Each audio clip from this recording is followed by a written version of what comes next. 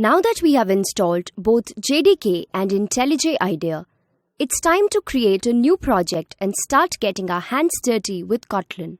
We will learn to write a simple program in Kotlin that prints the words "Hello World." So, let's begin by opening IntelliJ IDEA. This is the first screen you will see. Now, as you can see, the version of IDEA that we are using is 2019.1. This version may get updated when you download IDEA for your systems. So some of the look and feel may change, but the overall functionality should broadly remain the same. Also, we recommend you to use the latest version only. Now here, we will click on Create New Project. On the screen that opens, select Kotlin from the left panel and JVM/IDEA from the right panel. Then click Next. Now here we need to write the project name. So let's give the name as Hello World. Next, we need to select the project SDK. So let's select this and then click Finish. A new project will be created and you will see this screen. Over here, you will see the project folder with the name of the project. You can drop down this folder to see the .idea and src folders. Right-click on the src folder and select New and then click on Kotlin file/class. Now here, write the name of the file as Hello World and click OK. A new Kotlin file will be created for you. This is the space where we will write our code in Kotlin. So let's begin. Let's start by typing out this piece of code.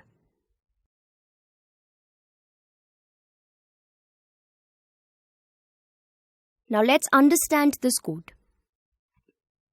As you will see, there is some text written after these double forward slashes.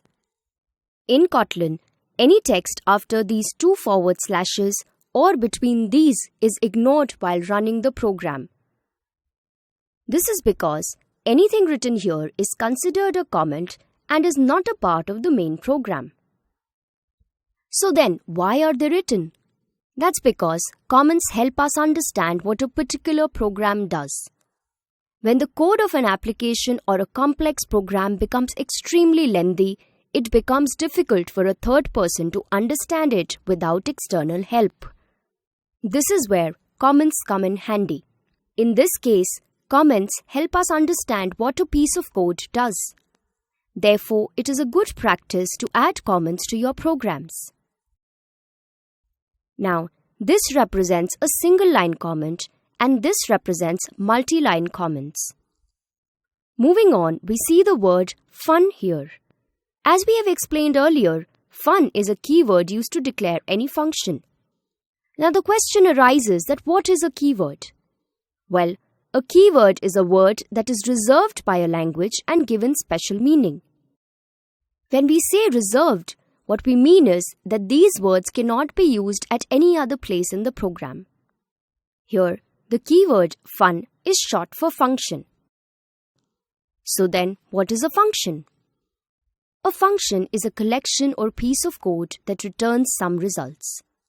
And every function in Kotlin needs to have a name. So here, the name of our function is main.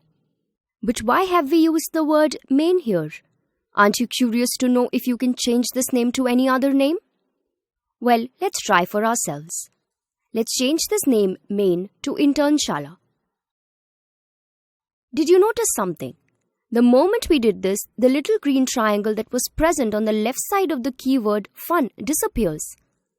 This triangle helps us run our code.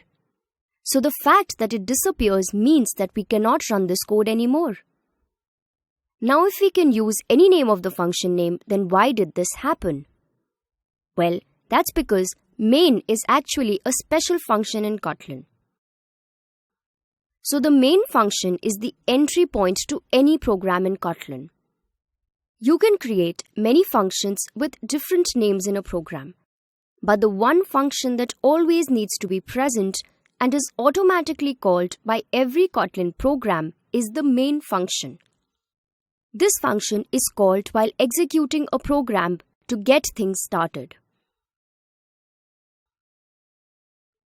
So let's change this name back to main for now. Now, we have these parentheses after the function name. The parentheses are always present after the function name. Then we have these opening and closing braces. These contain the body of the function. As of now, we have not put anything inside the body of the function. It just has this comment saying that the program code comes here. So that was all for now.